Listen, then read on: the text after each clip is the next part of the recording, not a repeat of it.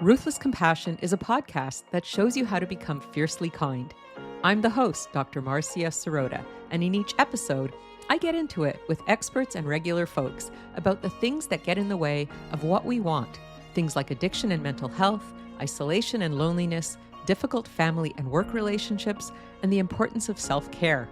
I want to help you overcome the obstacles to living your best life, and I want to inspire you to become a powerful kindness warrior. Holly Bertone, CNHP, PMP, is an author, blogger, healthy living advocate, and breast cancer and Hashimoto's survivor. She is the president and CEO of Pink Fortitude, LLC. Holly is a certified natural health professional and is enrolled in a Naturopathic Doctorate program. She holds a master's degree from Johns Hopkins University, a bachelor's degree from Elizabethtown College, and is a project management professional, PMP. Holly is passionate about reaching out to breast cancer survivors and also volunteers for organizations supporting our military veterans. In her free time, she loves to garden and hit flea markets and yard sales. Holly is married to a retired Green Beret, is a stepmom, and lives in Alexandria, Virginia. Welcome, Holly Bertone. Welcome, Holly Bertone, to the Ruthless Compassion podcast. Thank you so much for having me here today. It's really a pleasure. And I always like to ask my guests, what are you up to these days? What do you do? Oh, goodness. Well, I am a blogger and a writer. I have a website, Pink Fortitude, and it's home and family and healthy living. And I just obtained my certified natural health professional designation. And I'm actually in school for my naturopathic doctor as well. So not very much going on, really. No, not a lot at all. So what brought you to doing all these very interesting things? Well, the journey began in 2010. I was diagnosed with breast cancer on my 39th birthday.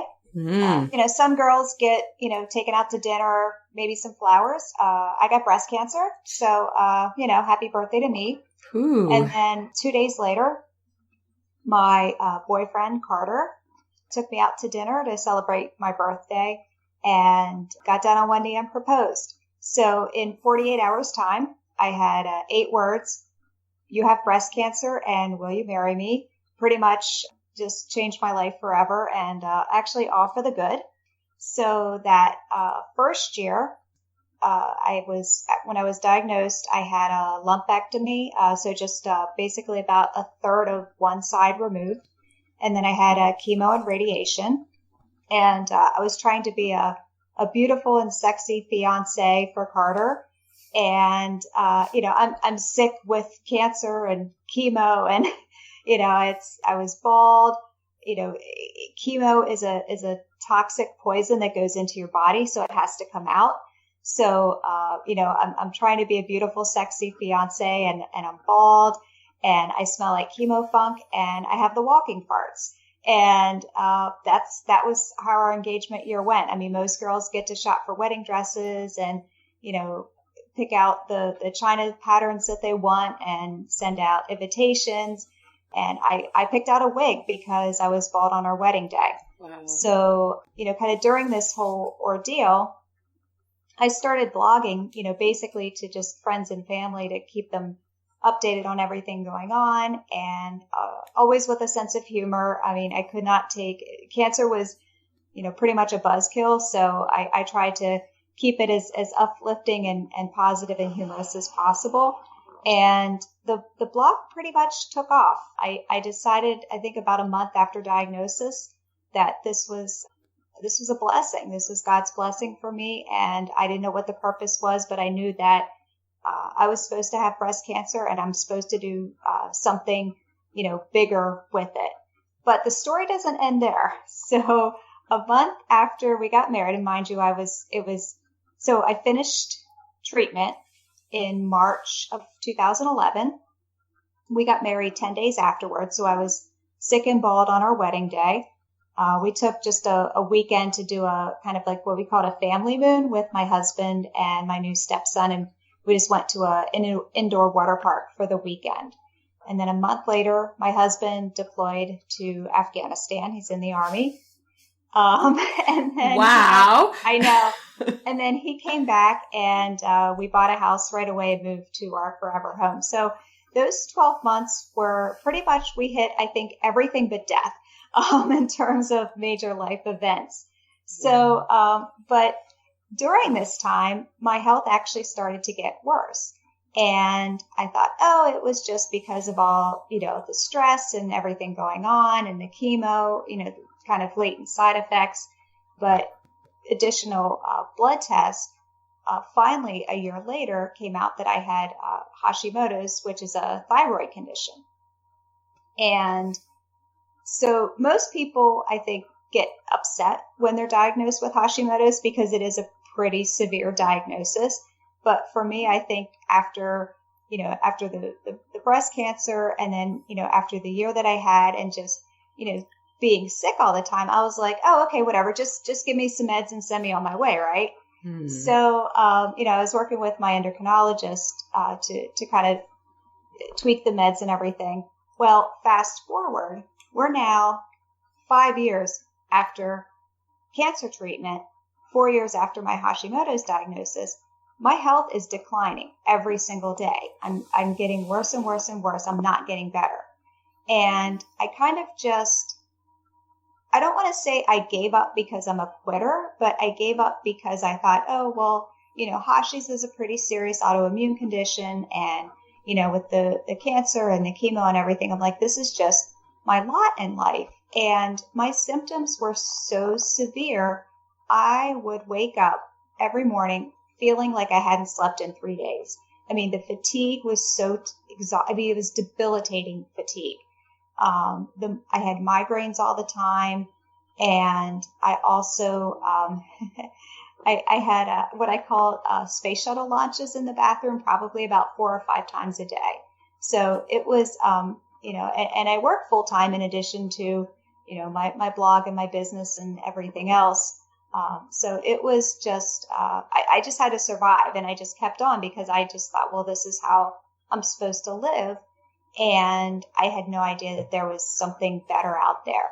And finally one day, was doing some research and, was reading some books and realized that really I could take my own health into my hands. And I'm a healthy person. I mean, I eat healthy, I exercise. So I never really thought that, oh, I'm an unhealthy person, but I did not live a clean lifestyle. So, going gluten-free with the Hashis was a very important thing to do. I also chose to be a pesco vegan, and I still do. I do some bone broth as well, just because that's good for autoimmune. And then also removing toxins in the home and things like that, and just really made some very positive, clean changes in my life. And it was like overnight, my health started to improve. So during this whole journey, I was still blogging about pretty much everything. So it's been great to see kind of, my health journey, and also being able to share everything that I've been through with, my followers, and, just kind of being very open and real, trying to add a little humor to it as well. But it's amazing how many women out there just, and I don't want to say just women, because I know, obviously men too have, health issues, but there's so many women out there that, we're in this space where we're taking care of our family, we're taking care of our parents, we're taking care of our spouses, we're taking care of our children, and we're not taking care of ourselves. So that kind of got me to the place where, this is really my voice, that, I'm not trying to tell you, what to do. I'm giving you information and encouraging you to take ownership of your own life and your own health. Mm-hmm. What kind of responses did you get from people to your blogs about all these issues that you were facing? Actually very positive. I try to be inspiring. I try to, connect. I mean, I respond to every single comment. I respond to every single email. I respond to, I think, pretty much every single Facebook post. I really try to be engaging with, my followers, because I know it's important for them. And I know it's funny too, just people that I know are like, oh my God, I absolutely love your work. And I'm not just saying that because I know you and I'm friends with you. Like, I really love your work. So, it's just neat to see the reactions from everyone and just to be able to, basically, tell people you're not alone in the struggle. You don't have to feel sick all the time. You don't have to feel overwhelmed all the time. You can take control of your health. So it sounds like it was quite a organic, I would say, transition from being a blogger to pursuing more of an educational direction with learning how to be a nutritionist and a naturopath. Yes, exactly. It wasn't something that, I just woke up one day and said, oh, gee, I want to be a naturopathic doctor. It was, I'm doing all this research for my own personal health and growth, but then also that's transitioning, to my blog and to my work. And I thought, well, why am I spending all of this time reading books, reading articles, listening to podcasts, and not getting anything out of it? Why don't I take all this information that I'm learning and actually get an education behind it too? So adding that one to the list now. For sure. Well, when you're talking about your story, it's bad enough to be diagnosed with cancer when you're 39 years old and to have to go through all that treatment, but then to have like that double whammy of having an autoimmune disorder and to be sick for 4 years, it's really, it's probably quite devastating. And I'm just wondering, like, what kind of emotional roller coaster you might have been on during that whole time. Oh, it was definitely a roller coaster. One thing that I found though is that there's a lot of women out there who have both. And I talk to a lot of women who are breast cancer survivors who have the same symptoms that I have. And it's an opportunity. I mean, obviously I'm not going to diagnose them, but I can offer them advice to, hey, why don't you ask your doctor about, Hashimoto's or thyroid or autoimmune? It sounds like, the same thing that I have or something similar, and enables them to kind of take that step with their doctor and push for additional tests. So that's kind of helped with the roller coaster is just knowing that I don't want to say that I'm accountable to other people, but knowing that they're kind of there looking to me, for that inspiration. It kind of helps to ground me to say, okay, every day that I wake up, I have a purpose in life. And, that's to I hate to say make the world a better place, but it sounds so cliche, but I mean, I do. I wake up and I just get excited to be able to, to write and to, reach out and talk to people and connect with people like that. So that's really helped with the roller coaster. Well, when I think about what it means to be your best self and live your best life, I think that having a purpose has to be part of that. And facing your obstacles and taking the lemons and turning them into lemonade, I think is another really major part of that as well. Absolutely. Absolutely. My mother was actually diagnosed with Addison's disease when she was pregnant with me. So this was 46 years ago. The doctors basically, and Addison's is a very, very rare autoimmune disease. The doctors told her she had 10 years to live, and she's getting ready to celebrate her 72nd birthday. But really, my kind of word is, my life word is fortitude, because growing up, she was sick. I've only known my mother as being sick, and she's had, times where she's been healthy, but she's always been sick. And she lives every single day to the fullest. I mean, she wakes up and just gives it as much as she can. And mind you, she's, getting older and sicker now, so can't do as much. But I remember growing up watching her just living life despite her illness. And she always said that it builds fortitude. So I've kind of taken that word with me throughout this journey too, and, used that as my inspiration to just keep putting one foot in front of the other and keep taking a step every single day. on this journey, even in the days that I felt the worst.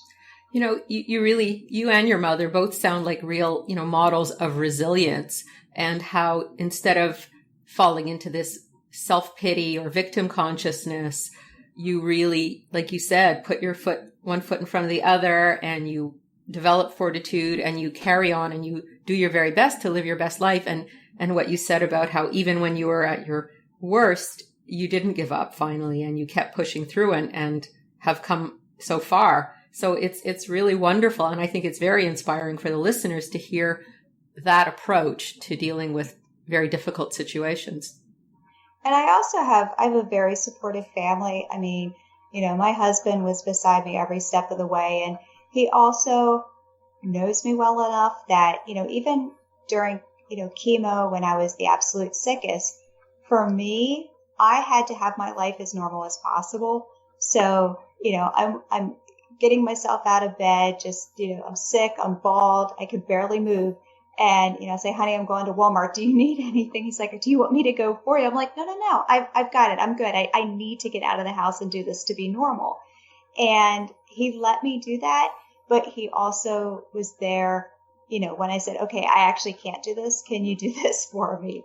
So he was there to help and to dry the tears. And, my stepson we'd sit on the couch together and watch SpongeBob, and he'd say, oh, stepmom, SpongeBob makes, everything you feel better and everyone be better. So it was really cute. So they were my supporters and just kind of helped me through. And I've met so many breast cancer survivors that, have kind of gone through some really severe relationship challenges. Their spouse would leave them or their boyfriend would leave them. And I'm very, very blessed that my family has been so, supportive of this journey. And, even with the, the lifestyle changes now, and, our diet is very different. There's nights where I cook 2 meals because I have to, but, my entire family, my parents, my in-laws, my husband and stepson, they're all very supportive, and, try to, learn to cook a little bit like that I can eat and make sure everything's safe for me. So, so I think that helps a lot too. It's interesting, you're talking about how some of the women that you've spoken to who are cancer survivors have had their partner unable to support them going through this challenge. And I really think that living your best life is also, being on the other side of that coin, being a supportive partner if your partner is going through a crisis, not taking off when things get tough, but standing by the other person. And I don't think enough people talk about how important it is for us to have that integrity and that loyalty and to stand by even in the hard times. And I commend your family and your partner for doing that with you. Oh, thank you. We kind of joke that first year, like I said, most couples get to be the lovey-dovey engaged couple. And we took for better, for worse, in sickness and in health. We took that seriously. We didn't have a choice. So we learned a lot that year. And I think it's also, kind of helped us, throughout the years, get through the ups and downs of marriage and life too. And, not every day's rainbows and sunshine and puppies, and cancer happens, sickness happens, and it's just, I think it's important to, to have a supportive family behind you when it does. Absolutely. I think probably one of the biggest factors of resilience is having people in your life who love you and who care about you and who are there for you. Exactly. So other than these very obvious obstacles of health, have you found that there have been any other obstacles to success in your life? I've always been one of those people who, if I put my mind to it, I put my blinders on and I just go and do it. I don't know. I've always kind of danced to my own drum.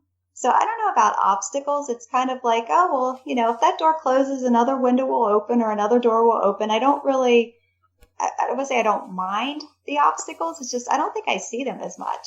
I just go and do my thing.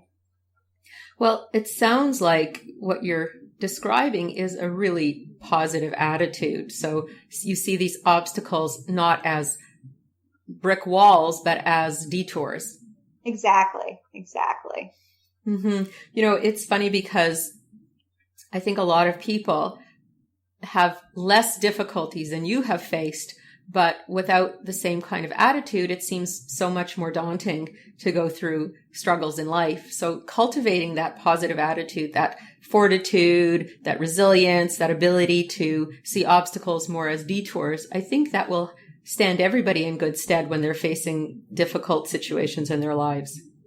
And, it's also, my stepson's 13, and just kind of watching we call it the cult of the child, where everyone gets a trophy, and, it's great that the kids have that positive self-esteem, but, failure is a part of life. There's going to be a day when you're not going to get the best grade in class, or, you're not going to have, a date to the prom, or you're not going to get into the school you want, or someone's going to have a nicer car than you. Someone's going to have a nicer house than you. And guess what? Someone's going to get sick. Someone's going to get cancer. Life is not, I'm not trying to be a Debbie Downer, but life is not always perfect. So, I think just trying to, raise him and his friends too that are over at our house, and say, hey, you just keep, you pull yourself up by the bootstraps, and you surge on when things happen. And, hopefully try to instill those values onto him too.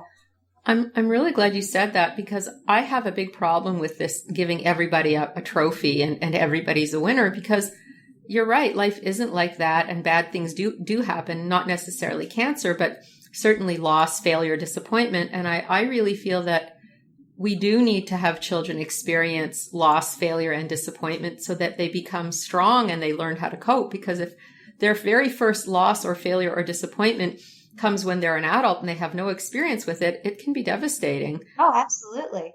Absolutely. And I've seen that in the workplace. Mm-hmm. So. Yeah. So I agree with you. I think that when we have some experience of difficulties, it's not going to make us weaker. It's going to actually make us stronger. We're going to build some scar tissue around it and become stronger and have more resilience. Resilience, I think, coming from confidence that we have gotten through a difficult time, therefore we will do it again. And, and the other thing too is that, again, back to the cliche, and they say what doesn't kill you makes you stronger. It's so true. But then everything gets put into perspective. Mm-hmm. So after cancer, I look at things that happen. I'm like, okay, worse than cancer, easier than cancer, So it really does put things into perspective. So you kind of take that most difficult piece in your life, and you say, okay, is what I'm about to do, or what I'm experiencing, is that, is this going to be worse than that? Well, probably not. So I think that's a really wonderful way of looking at it, because then you have a lot of reality on your side, right? It's very hard to overreact when you put it that simply. Exactly. And I remember when, when we were in a meeting once, and there was some work, stuff going on, and they said about some management changing, and it was funny. Everyone after the meeting just was in my office was just so upset, and I just looked at the girls, and they know my journey. I'm very public about it, and I was like, it's not cancer, and they just started laughing. They're like, you know what, you really just put that into perspective. So. Yeah. And I think that having that perspective, that's another really important word, and I think you're right. Sometimes these words sound like cliches, but they're a cliche because we keep using them because they're meaningful ultimately. Right. Right. And they're true. Absolutely. They're very, very true. Well, what are you doing these days that people would, be interested in learning about? Well, I don't have any books in the works. I do have a couple books out, but none in the works right now. Mostly just focusing on my blog and also the doctorate. And so just, I write a lot about healthy living in general. I do a lot of home and family articles, very positive and inspirational, some DIYs, some healthy recipes. So a lot of that fun stuff. Well, tell us about your books and where we can find your blog. Oh, sure. Well, my blog is pinkfortitude.com, and my books can be found. I actually have several free ebooks on my blog, pinkfortitude.com, in case you didn't catch it the first time. And then also you can find my books on Amazon. You can just search for author Holly Bertone. And I think there's 3 of them on there right now. One is my personal journey,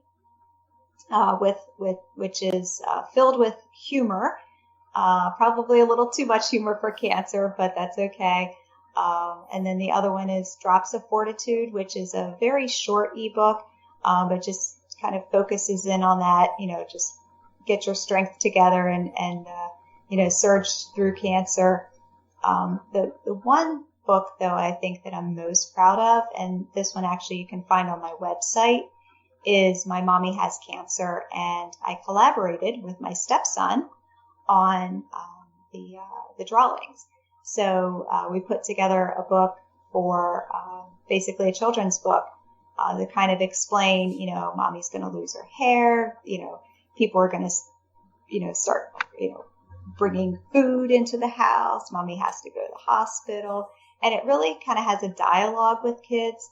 So I think out of all of my books, that's the one I'm the most proud of. I think it's going to help a lot of kids for sure to understand that they're not alone in their situation. Yeah. And I've been to different conferences and have had people kind of flip through the book, and women just started to cry. They're like, "Oh my God, this is exactly what I need to kind of talk to my kids, and not sure where do you start." So. And if to end, would you have a call to action for our listeners? If you were to say anything, for them to try or learn or explore, what would that be? Oh, absolutely. I mean, I think just, don't be afraid to live your life. Life is too short, and you just never know what's going to be around the next turn. So don't be afraid to live your life and follow your dreams. But also, trust your gut when it comes to your health, because I think too many of us just forget to put ourselves first. And, we try to take care of everyone else in our world. So, be sure to take care of yourself. And when that inner voice is kind of telling you that something's wrong, go get it checked out, and don't be afraid to push for answers, because, not feeling well or being sick or, that's just not a good place to be. And if you're sick, you can't take care of everyone else.